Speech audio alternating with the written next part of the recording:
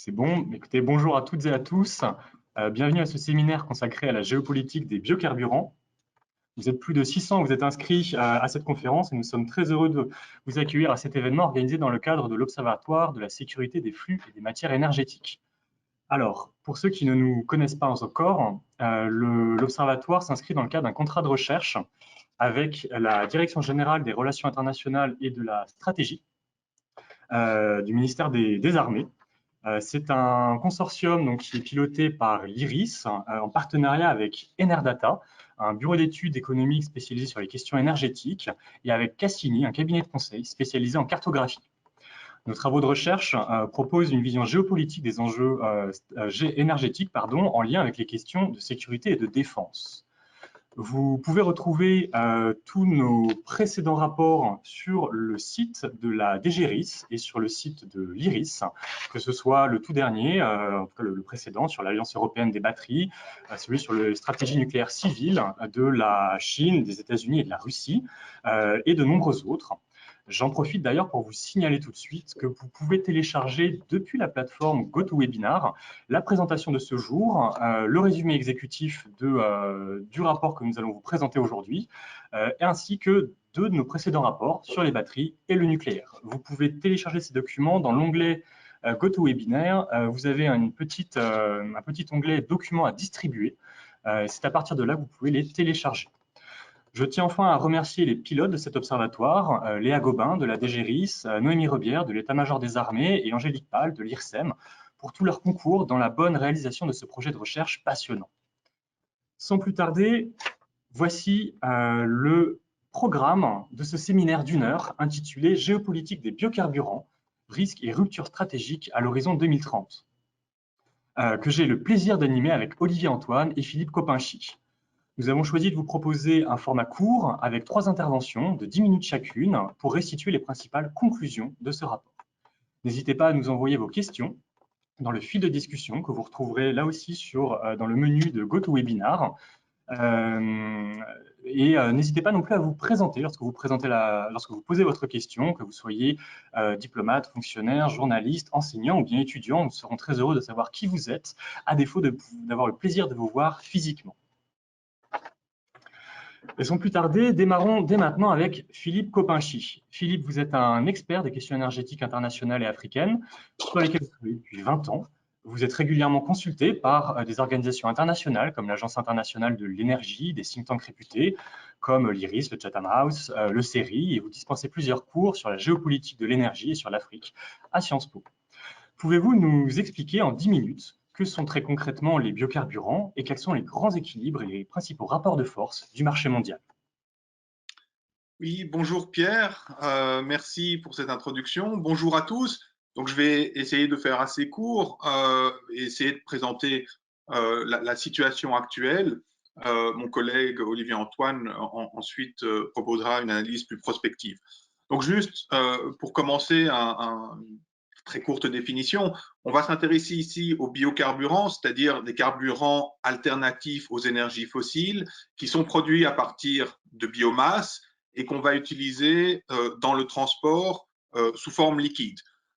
Pour information, on peut aussi utiliser de la biomasse pour produire de la chaleur, une autre forme d'énergie. On ne va pas s'en occuper ici. Et on peut aussi, dans le transport, utiliser des bioénergies sous forme de gaz. Ça ne va pas non plus être l'objet de ce séminaire. On a deux grandes filières, comme pour le pétrole. D'un côté, la filière essence, où là, on produit du bioéthanol à partir d'alcool qu'on va retrouver dans la production de sucre. Le Brésil produit son bioéthanol à partir de canne à sucre ou de maïs, comme aux États-Unis, ou bien la filière du diesel, et ce sont toutes les biodiesels qu'on produit à partir d'huile. Donc, ça peut être de l'huile de palme, du colza, du soja, etc. Grosso modo, en termes de volume, la filière bioéthanol, c'est les 2/3 de la production mondiale de biocarburants. Le biodiesel, c'est 1/3. Je vais y revenir tout à l'heure. Très rapidement aussi, on distingue généralement 3 générations dans les biocarburants. Les premiers sont les biocarburants produits à partir de matières végétales qui sont en fait des productions alimentaires, notamment ceux que je viens de citer. La deuxième génération, ça utilise de la biomasse qui n'est pas en concurrence avec la production alimentaire, donc de la paille, des tiges, etc. Et puis la troisième génération est ou sera plutôt tout ce qui est à partir de micro-organismes, notamment des microalgues, qui est l'une des filières de recherche privilégiées. Alors, l'usage des biocarburants à l'heure actuelle se fait essentiellement par incorporation, c'est-à-dire qu'on mélange du biocarburant avec soit de l'essence, soit du gasoil. Il y a quelques exceptions. Le Brésil est une exception où vous avez une partie importante de la flotte automobile qui peut fonctionner exclusivement à partir d'éthanol, avec un moteur qui est adapté pour fonctionner soit avec de l'essence, soit avec de l'éthanol. Et soit dit en passant, ça signifie que tous les grands constructeurs automobiles, Ford, General Motors, Volkswagen, Renault, etc., qui vendent des voitures au Brésil, ils savent parfaitement faire ce genre de moteur. Ce n'est pas un problème fondamental. Généralement, cette incorporation, elle découle d'une obligation légale qui est faite aux distributeurs de carburant, c'est-à-dire que les pays vont imposer un taux d'incorporation de biocarburants dans les carburants fossiles. Et il y a 3 grandes motivations derrière ça. La première, historiquement, c'était lié à une recherche d'indépendance énergétique, ou plus précisément, essayer de réduire la dépendance aux importations pétrolières.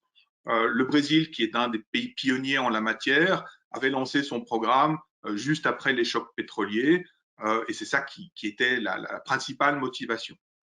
Deuxième motivation qui est apparue en cours de route, c'est un soutien au secteur agricole, assurer à la production agricole un nouveau débouché en dehors de la production alimentaire. Et puis, c'est rajouté plus récemment à ces 2 objectifs, qui ne sont pas mutuellement exclusifs, hein, bien sûr, c'est un objectif de lutte contre le changement climatique. Alors, dans la mesure où, sous condition évidemment de la manière dont les biocarburants sont produits, a priori, un biocarburant peut être considéré comme neutre d'un point de vue d'émissions de carbone. Alors, tout dépend évidemment de la manière dont c'est produit. On aura probablement l'occasion d'y revenir. Alors, un dernier mot par rapport à cette question de l'incorporation qui est important. Généralement, le coût de production des biocarburants est plus élevé que les carburants fossiles. Donc là où il y a de l'incorporation de biocarburants dans l'essence ou le diesel, c'est parce qu'il y a un cadre législatif contraignant, ou bien parce qu'il y a des subsides importants qui sont versés aux producteurs de biocarburants. Si on enlève ces 2 conditions, à quelques exceptions près, le marché des biocarburants aurait tendance à diminuer, voire à rétrécir très fort. Alors, ce taux d'incorporation, il peut être très variable d'un pays à l'autre. En moyenne, en Union européenne, l'incorporation des biocarburants, c'est 7,5%, mais ça peut monter beaucoup plus haut, jusqu'à 27% pour l'éthanol au Brésil. Donc, ça peut être très variable. Et puis, des pays adoptent des politiques différentes vis-à-vis de l'éthanol ou vis-à-vis du biodiesel. Les grands acteurs du secteur, du coup, assez logiquement, ils découlent de tout ce système de production.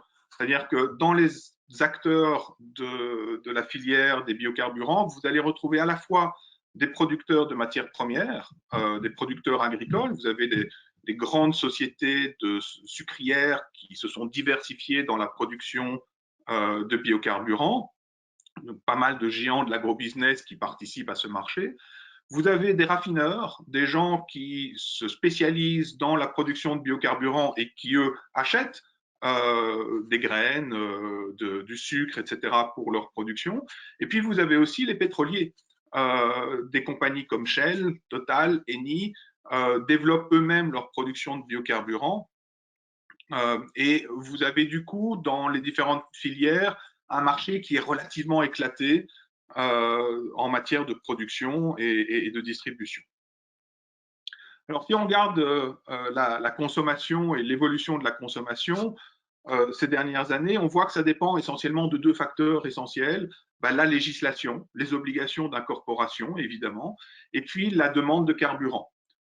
Et ça explique évidemment que l'année dernière, 2020, en raison de la crise du Covid, en raison de la diminution très importante de produits pétroliers, la production et la consommation de biocarburants a chuté de moins 11%, ce qui est plus d'ailleurs que la chute de la consommation de pétrole elle-même, et avec une différence entre l'éthanol qui a beaucoup plus chuté, on est plutôt à moins 15%, que le biodiesel, on est plutôt à moins 5%, essentiellement parce que le biodiesel, c'est le transport de marchandises, et donc ça a été moins affecté par la crise du Covid.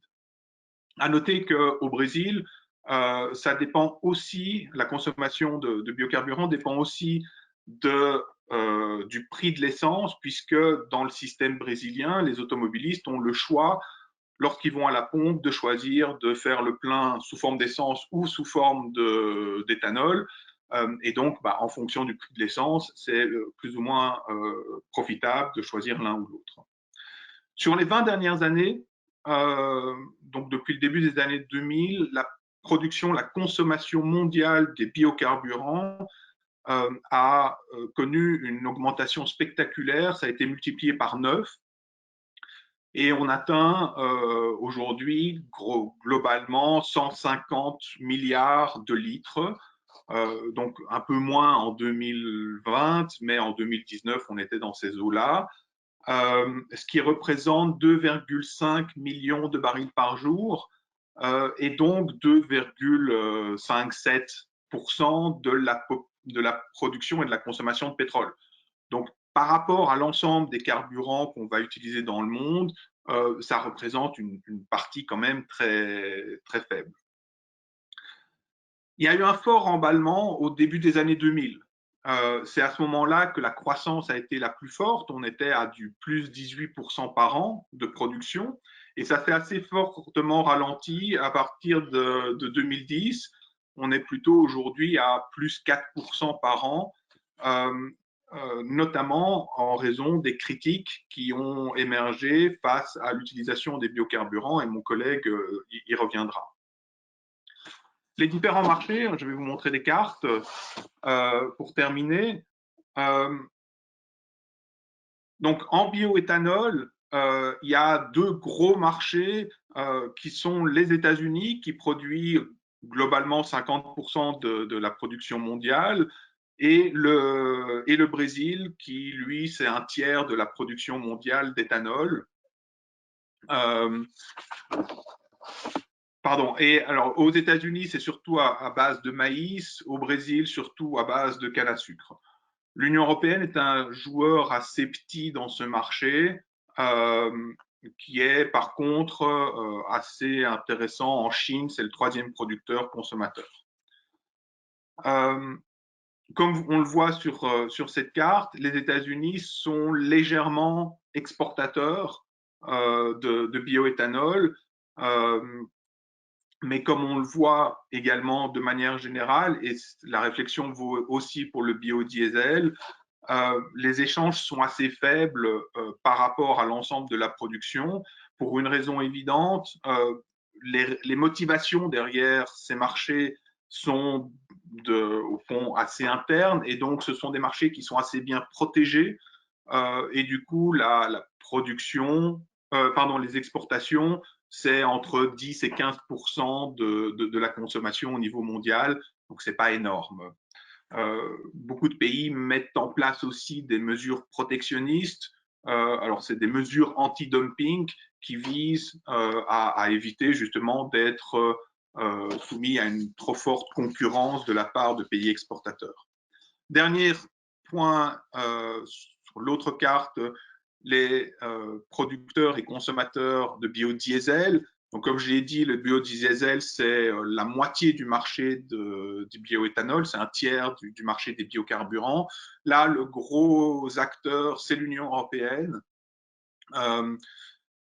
suivi des États-Unis, de l'Indonésie, du Brésil. L'Union européenne ayant cette particularité aussi d'être un importateur net et qui dépend aujourd'hui pas mal d'importations qui viennent surtout d'Argentine, d'Indonésie, de Malaisie et un petit peu de Chine ces derniers temps. Voilà, je m'arrête là pour la présentation générale et je vais passer la parole à mon collègue Olivier Antoine pour la suite. Merci. Parfait. Merci beaucoup, Philippe, pour cette présentation en 10 minutes. C'est vraiment très intéressant et puis c'était un véritable tour de force de présenter autant de concepts clés en si peu de temps. Nous avons déjà des questions, mais n'hésitez pas à nous en envoyer justement. Nous y répondrons donc à la suite de ces 3 présentations. Maintenant que nous avons en tête les principaux rapports de force du marché mondial des biocarburants, je vous propose de mettre ces éléments en perspective. Olivier Antoine, vous dirigez le cabinet de prospective stratégique et territoriale Orae Géopolitique. Vous êtes docteur en géopolitique diplômé de l'Institut français de géopolitique, donc spécialiste des problématiques agricoles, alimentaires, environnementales en Amérique latine. Vous conseillez régulièrement des gouvernements, des institutions publiques et puis des acteurs du monde agro-industriel et agroalimentaire. Pouvez-vous nous éclairer, là aussi en 10 minutes, sur les perspectives de développement des biocarburants dans le monde à l'horizon 2030 et sur les risques qu'il nous faut bien avoir en tête si, dans le cas d'un déploiement à grande échelle des biocarburants dans notre mix énergétique? Bonjour à tous, merci Pierre de me passer la parole, merci Philippe pour cette première présentation et ce timing si bien respecté, ça me met la pression. Avant toute chose, je tiens à remercier quand même la DGRIS, l'état-major des armées, pour nous avoir permis de travailler à cette prospective sur les biocarburants parce que c'est pas souvent qu'on a l'occasion, et notamment depuis une perspective du monde des armées, de réfléchir sur ce type de problématique. Et nous allons le voir, qui nous oblige à penser, à lire cette question des biocarburants sous des angles qui, en règle générale, ne sont pas celles qu'on a l'habitude d'adopter. Donc, cette perspective d'ici à 2030, je vais essentiellement travailler à sortir des concepts autour de ces carburants de première génération. Comme l'a rappelé Philippe, les carburants de seconde et de troisième génération ne sont pas encore à maturité industrielle, donc il y a peu de chances, c'est très peu probable que d'ici à 2029-2030, nous ayons des ruptures ou des percées technologiques qui inondent le marché. Et on va voir même un petit peu plus loin que ce sont plutôt d'autres technologies qui n'ont rien à voir avec les biocarburants qui sont en train d'être mises sur le devant de la scène. La montée des risques économiques, sociaux et environnementaux auxquels vont faire face ces biocarburants sont d'ores et déjà des risques que l'on connaît et que l'on vit, que l'on voit depuis des années surgir dans le monde de l'agriculture, puisque les carburants de première génération sont issus de la production agricole. Et cette production agricole a pour caractéristique d'être transversale, d'être plurielle, d'avoir énormément d'acteurs différents qui la composent. Et donc, les pressions auxquelles font face aujourd'hui nos agriculteurs, nos acteurs du monde agricole, agro-industriel et agroalimentaire, ces tensions ne vont pas disparaître au cours des prochaines années. Alors, ces tensions, quelles sont-elles? D'abord et avant tout, on va insister énormément sur le changement climatique, qui est l'un des éléments majeurs qui, évidemment, occupe la pensée de nos dirigeants politiques ces dernières années et qui affecte lourdement la production agricole. Les événements intenses climatiques de type sécheresse, de type inondation, de type attaque de ravageurs tels qu'on a pu en constater en Afrique notamment, mais même très récemment en France, notamment pour la production de betteraves à sucre qui permet de produire de l'éthanol, sont des réalités qui, chaque année, s'aiguisent, s'accentuent et mettent une pression supplémentaire sur ce type de production. Un autre phénomène qui est assez prégnant des dernières années, qui est un peu un effet ciseau, c'est d'une part la raréfaction des terres arables, donc propice à la production de matières premières agricoles, et d'un autre côté, le stress hydrique que l'on constate ici en France, mais aussi ailleurs. On vient cette année de frôler dans certaines régions d'Amérique latine. On le verra plus loin, l'Amérique latine est quand même un continent majoritairement producteur de ces matières premières agricoles qui servent à la production de biocarburants. Certaines régions ont vécu une sécheresse historique. Ça a été rattrapé de justesse à certains endroits, mais dans certaines parties d'Amérique du Sud, les dégâts ont été assez forts. On a aujourd'hui cette sécheresse qui s'exprime en France, notamment sur le colza. Le colza, les semis de colza le colza qui permet la production de biodiesel. Les semis cette année ont été d'environ 1 million d'hectares. On a perdu 9% par rapport à l'année dernière. C'est parmi les différents facteurs, l'un des facteurs vraiment prépondérants, c'est une sécheresse assez forte à l'époque des semis, une hausse des ravageurs, on le verra un peu plus loin. Tout ça pose la question de la responsabilité environnementale, puisqu'il y a évidemment des réponses que l'on peut y apporter, mais qui vont être en choc, en opposition avec évidemment certaines autres décisions politiques plus écologiques, plus environnementales. On va y revenir. Philippe l'a exprimé juste avant. Au début du XXIe siècle, on a eu vraiment une hausse des biocarburants et puis d'un seul coup, une stagnation et notamment une prise de conscience qui est liée aux crises alimentaires de 2006 à 2008 où la production de biocarburants avait été pointée du doigt comme étant responsable de l'emballement des prix alimentaires dans le monde. Cette question-là, évidemment, elle est latente, elle est toujours là. À chaque fois qu'on parle des biocarburants de première génération, on fait cette opposition nourriture contre essence, fuel versus food.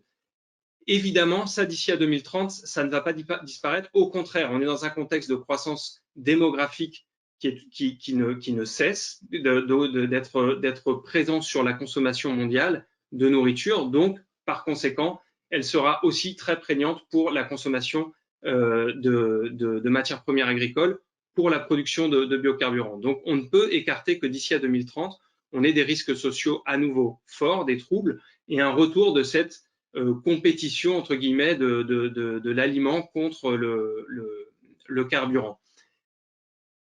L'enjeu environnemental, on va partir d'un exemple très clair. L'année dernière, ici en France, il y a un débat qui a un petit peu enflammé à la fois le monde politique et évidemment la presse. C'était la réintroduction des néonicotinoïdes liée à une crise de la production de betteraves sucrières qui était sous la menace de ravageurs. Évidemment, cette réintroduction, elle a fait débat puisque nous sommes aujourd'hui dans un processus, on va dire, agropolitique écologique qui cherche à diminuer la pression des intrants chimiques dans la production alimentaire en France. Évidemment, quand on réintroduit ce type de produits phytosanitaires, ça fait débat.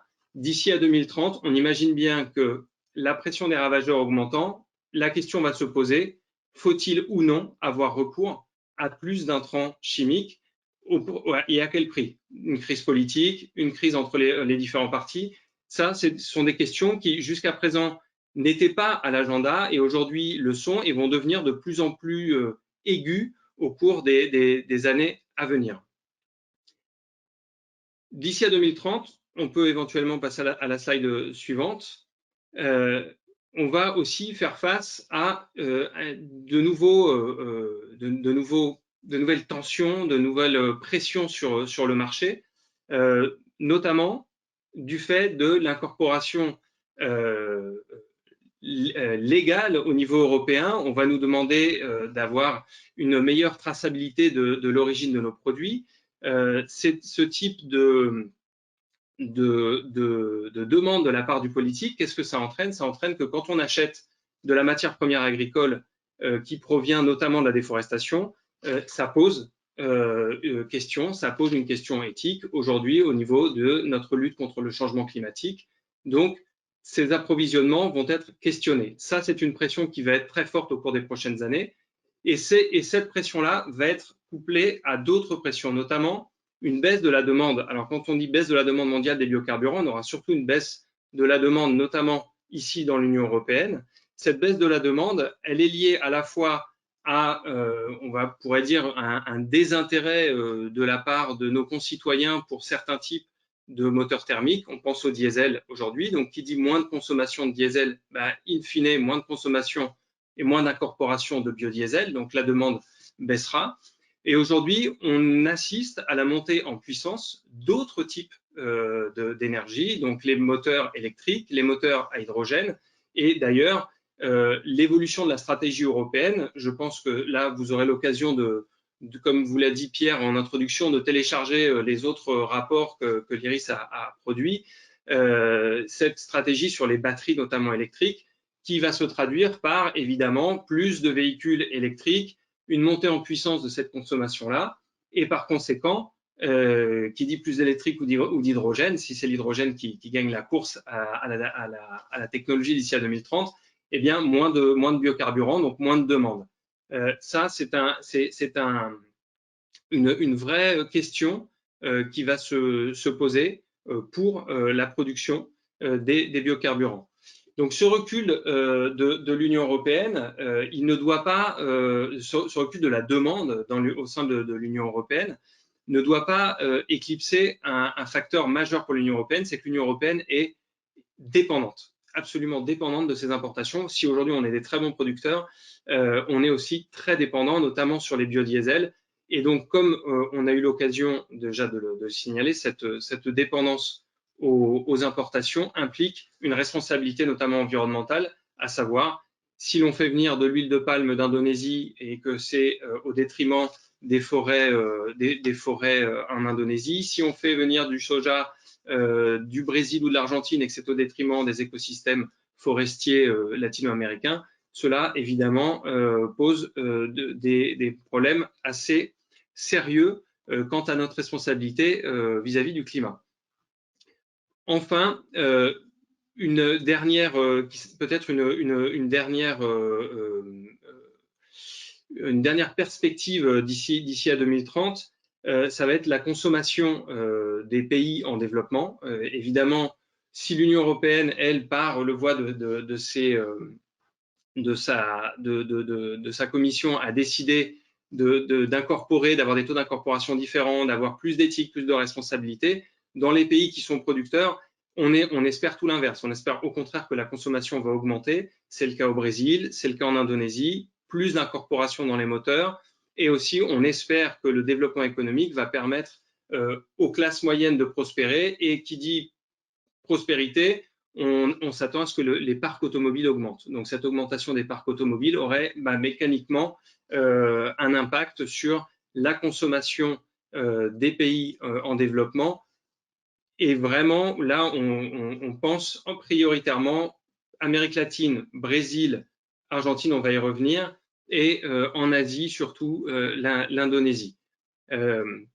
Les échanges mondiaux, tels que Philippe le disait, sont relativement mineurs au regard de toute la production mondiale et ils continueront à affaiblir puisque le premier importateur qui est l'Union européenne sera dans une optique de réduction de ses importations et aussi dans une optique, comme on l'a vu, de transition énergétique vers des moteurs qui n'utiliseront pas de biocarburants. Donc cette demande s'affaissant, les échanges mondiaux s'affaisseront aussi.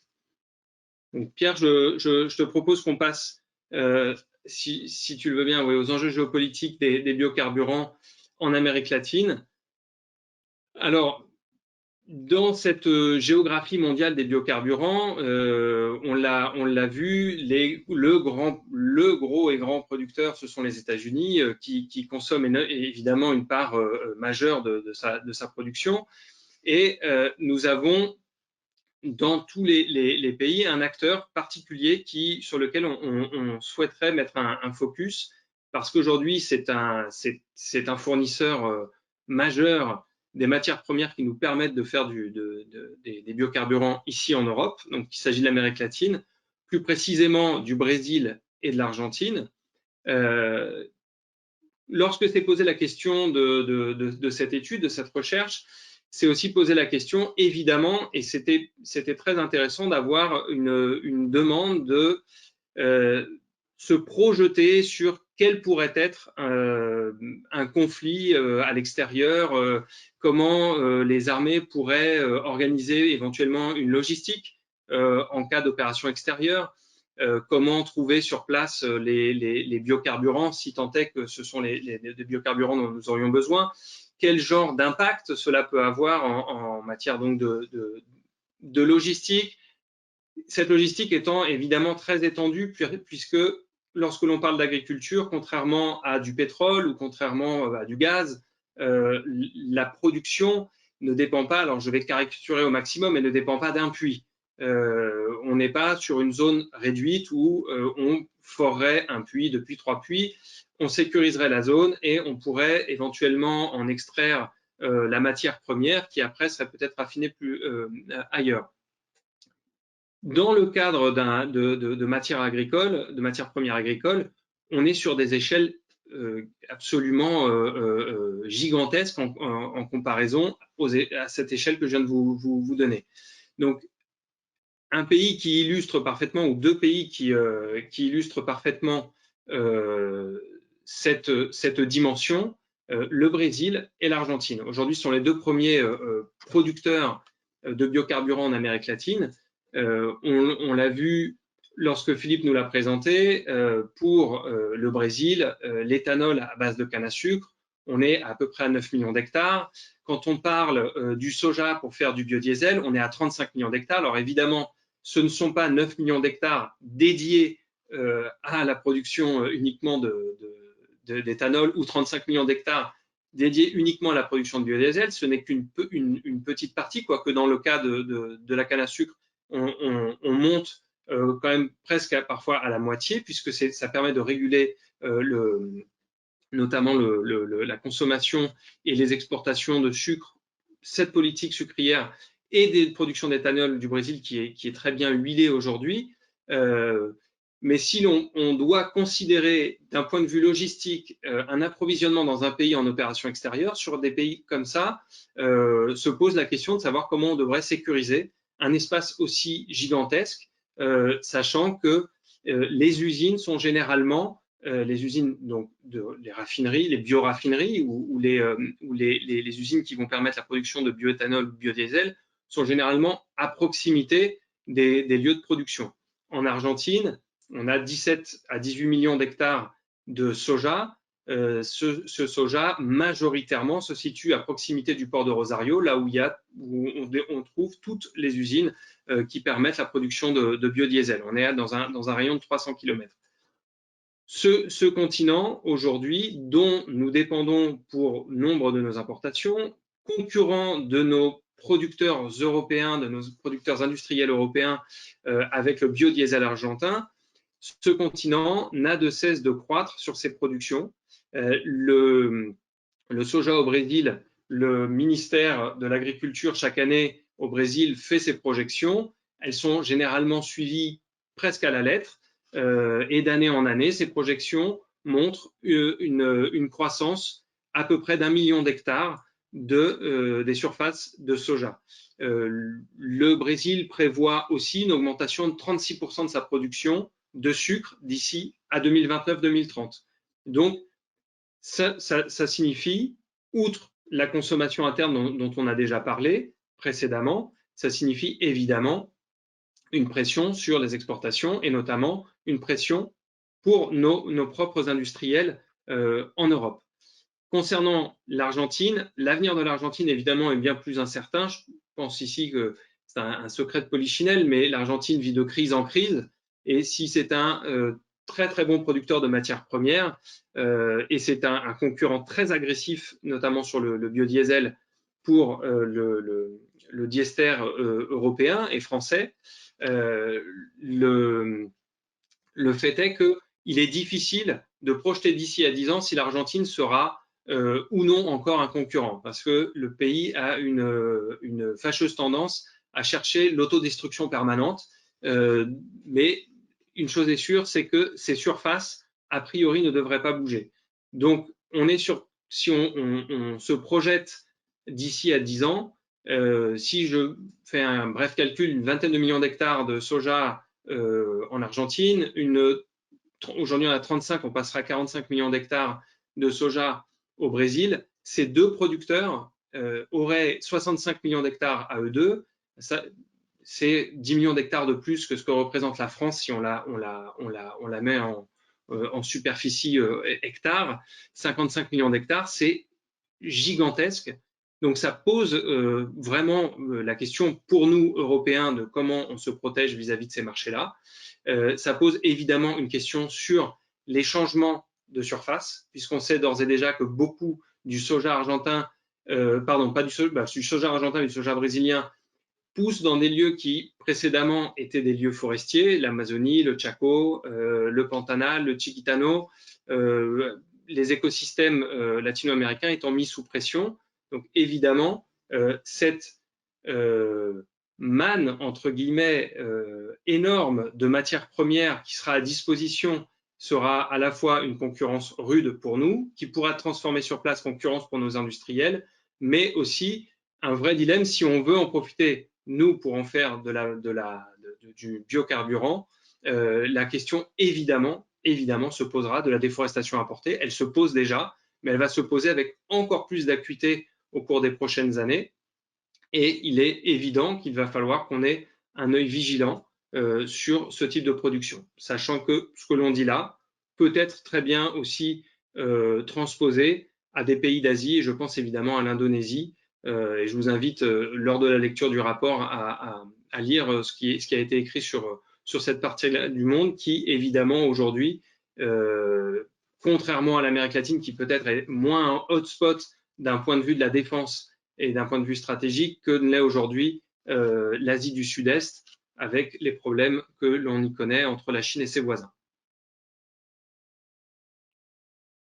Très bien, et ben merci beaucoup Olivier pour cette présentation, ces deux présentations très riches qui nous ont permis justement d'avoir une vision d'ensemble des enjeux, des risques, des évolutions possibles à l'horizon 2030, avec un focus très détaillé justement sur l'Amérique latine qui est quand même au cœur de la géopolitique des biocarburants. Nous avons de nombreuses questions. N'hésitez pas à continuer à nous en poser. Là, je vais démarrer du coup avec celles qui ont été posées tout au début, donc principalement pour Philippe au début, et nous allons basculer sur celles ensuite un peu plus géographiques suite aux deux interventions d'Olivier. Écoute, Philippe, nous avons deux questions, notamment que je vais fusionner sur l'utilisation des biocarburants dans d'autres types de transports que les véhicules. Pouvez-vous nous faire un point de situation un peu sur les biokérosènes, donc pour l'aviation, et nous avons aussi, donc ça c'est une question justement d'ailleurs du ministère des Armées, nous avons un étudiant d'IRISUP qui nous demande est-ce que les biocarburants peuvent être également utilisés dans le transport aérien et maritime du coup. Merci Pierre et merci pour ces questions. Alors la réponse est oui, on peut bien entendu utiliser des biocarburants en substitut de n'importe quel produit pétrolier. Dans l'absolu, c'est très peu fait. Et il y a plusieurs raisons à cela. Les deux principales étant le cadre légal. Il n'y a ni pour le transport maritime ni pour le transport aérien d'obligation d'incorporation. Et par ailleurs, il y a le problème du coût.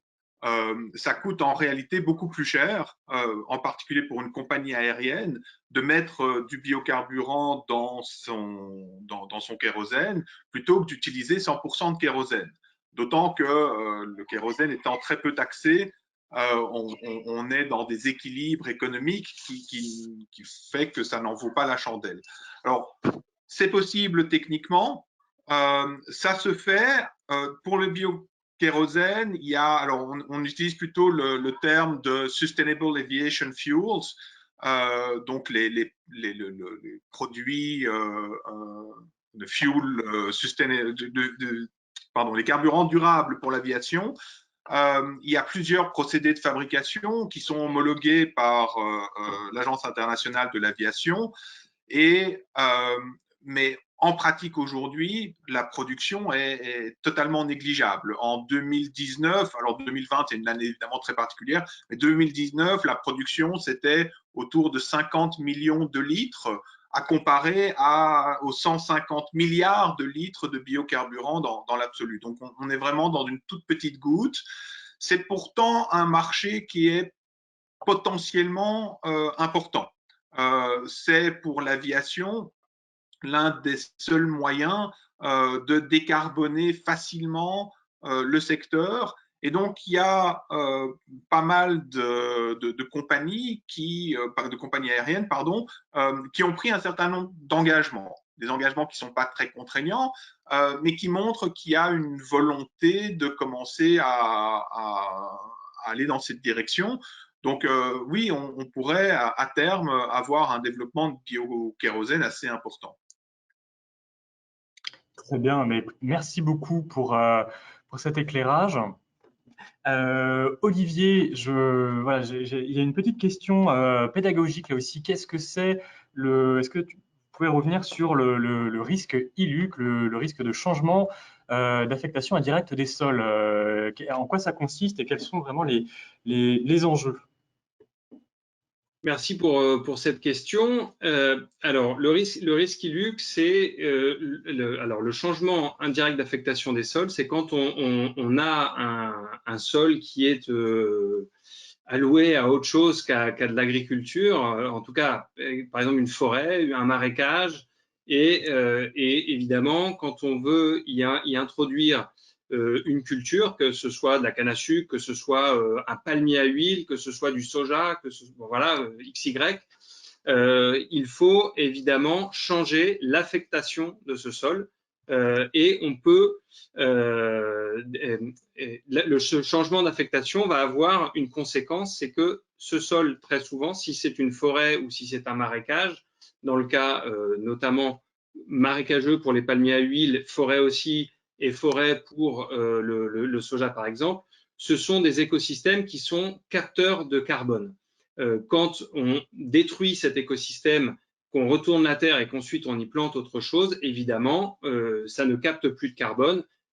Non seulement ça ne capte plus de carbone, ensuite ce qui a été sorti souvent est brûlé, donc ce carbone qui était capté dans le bois ou dans les terres étant brûlé largue du carbone dans l'air, et la culture qui va suivre, évidemment, ne pourra pas compenser à elle seule ce qu'était la capacité de captation de carbone de ce premier sol et de cet écosystème. Donc, l'Union européenne a mis au point un calcul qui a été savamment débattu entre évidemment l'Union européenne qui l'imposait et les producteurs internationaux pour que on puisse décider d'un pourcentage à partir duquel la déforestation ou le changement en tout cas d'affectation du sol serait considéré comme un haut risque ILUC ou un bas risque ILUC. Un haut risque ILUC, c'est-à-dire qu'il y a trop, entre guillemets, il y aurait trop de déforestation et donc trop de production de carbone liée à la nouvelle production de culture et donc à l'agrocarburant qui lui serait affilié. Bas risque ILUC, ça permet d'avoir un certain pourcentage de ces sols qui a été certes transformé, mais pas suffisamment pour qu'on estime que la production de carbone qui est affiliée à la matière première qui va donner l'agrocarburant puisse avoir un impact. Comment ça se traduit? Par des sanctions financières à l'entrée de l'Union européenne pour les agrocarburants que l'on estime être à haut risque ILUC. Aujourd'hui, le haut risque ILUC à l'Union européenne, c'est toute l'huile de palme. Il y a débat concernant le soja. Le soja est à la limite, vraiment, ça se joue à peu de choses. Pour avoir eu l'occasion de travailler sur ce sujet-là, concrètement, suivant la méthode de calcul. La méthode de calcul actuelle permet au Brésil, surtout au Brésil, d'échapper au risque ILUC et donc éventuellement à une barrière au niveau de l'Union européenne.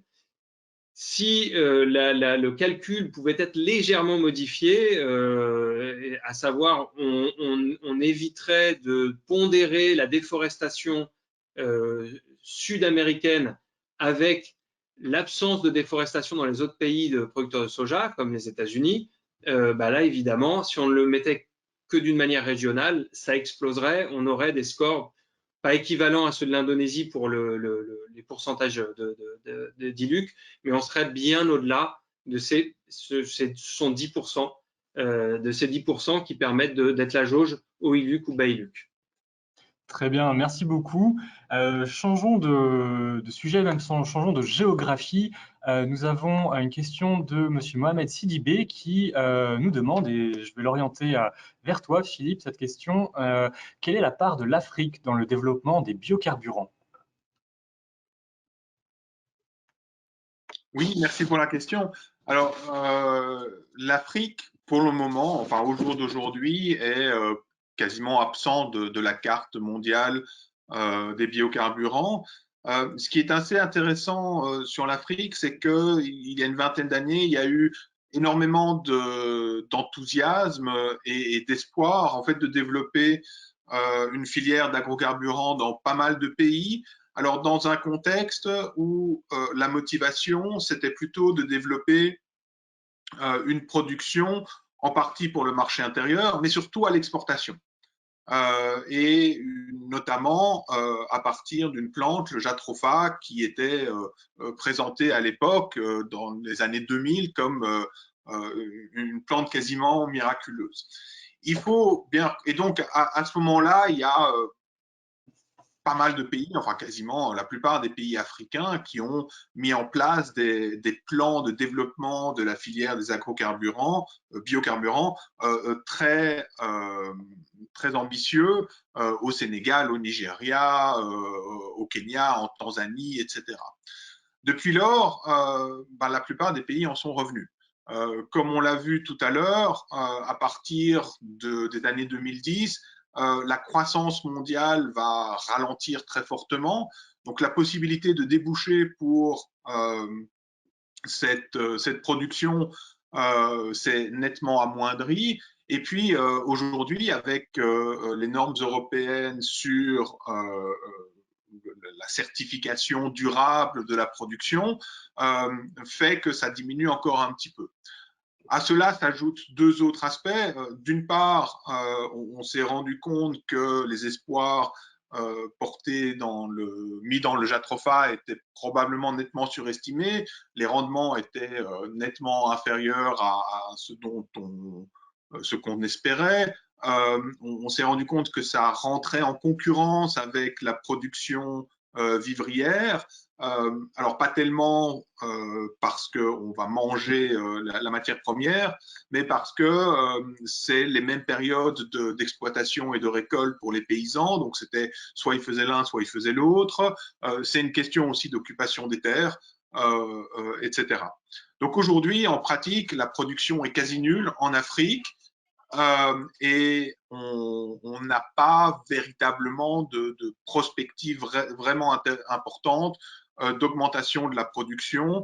Il y a quelques pays, notamment l'Afrique du Sud, notamment le Nigeria, qui essaient de relancer la filière. Alors aussi avec des perspectives de consommation interne, mais c'est très très limité à l'échelle du monde. Et aujourd'hui, l'Afrique est, voilà, comme je disais, négligeable dans la géopolitique des biocarburants. Merci. Pierre, si tu me permets, j'aimerais ajouter quelque chose aux propos de Philippe qui sont très clairs et très pertinents. L'Afrique, à un moment de son histoire récente, au début du XXIe siècle, quand le Brésil, vraiment sous la présidence de Lula,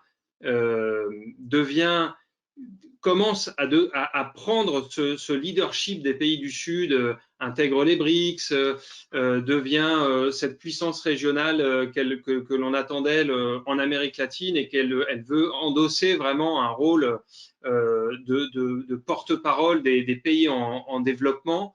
On est au début des années 2000, c'est justement, comme l'a dit Philippe, à cette époque-là que les biocarburants explosent dans le monde. Le Brésil a déjà depuis les années 70 a déjà développé sa filière de biocarburants. Le Brésil, c'est toute une histoire autour du sucre. On va pas la faire ici, mais c'est quand même la grande puissance sucrière de l'histoire, même si elle a été concurrencée à certains moments par des îles, des colonies françaises, anglaises, mais c'est quand même la grande puissance sucrière historique. Aujourd'hui, qui domine encore le marché, 50% des exportations mondiales dépendent du Brésil. À cette époque, peu de gens peut-être s'en rappellent, mais le Brésil vise un siège au Conseil permanent des Nations Unies, de sécurité des Nations Unies. Ce 6e siège, qui n'a jamais été pour l'instant pourvu, le Brésil voulait le construire, voulait le prendre en construisant à partir de la diplomatie du sucre et des biocarburants. Il y a une vraie volonté d'aller exporter cette fameuse coopération sud-sud, qui n'était pas vraiment une coopération, c'était on incite à produire du sucre, on incite à faire des agrocarburants. C'est aussi là-dedans que se sont engouffrés les pays qu'a cité Philippe avec le jatropha. L'idée, et qui a vécu, c'était entre guillemets l'un des espoirs caressés par Lula et son administration à l'époque, c'était de faire une espèce d'OPEP de l'éthanol, qui évidemment n'a pas fonctionné. Je ne pourrais pas dire si elle n'a pas fonctionné parce qu'il y a eu d'un intense lobbying de la part des industriels du pétrole. Une chose est sûre, c'est que le Brésil a eu un Lula pour l'instant. Voilà, il n'y a pas eu d'autres présidents capables d'incarner. Aujourd'hui, alors on n'en parle même pas, mais disons que ce qui a suivi Lula, que ce soit Dilma Rousseff ou Michel Temer, Bolsonaro n'en faisant même pas partie, mais capable d'être cette incarnation d'un développement d'un pays du Sud qui utilise sa force, qui est là, en l'occurrence le sucre. Ils ont beaucoup d'autres forces évidemment, mais c'était vraiment une volonté. Et l'Afrique était pour Lula un pays, un pont pour lui, notamment pour développer cette stratégie. Avec à terme, c'est vraiment diplomatiquement à terme, l'objectif du Brésil, c'était d'obtenir ce siège aux Nations Unies. Bon, aujourd'hui, l'histoire, vous la connaissez, et je pense que ça va être dur pour l'instant que Bolsonaro arrive à convaincre d'autres pays de suivre cette voie ou même de voter un jour pour le Brésil pour un siège aux Nations Unies.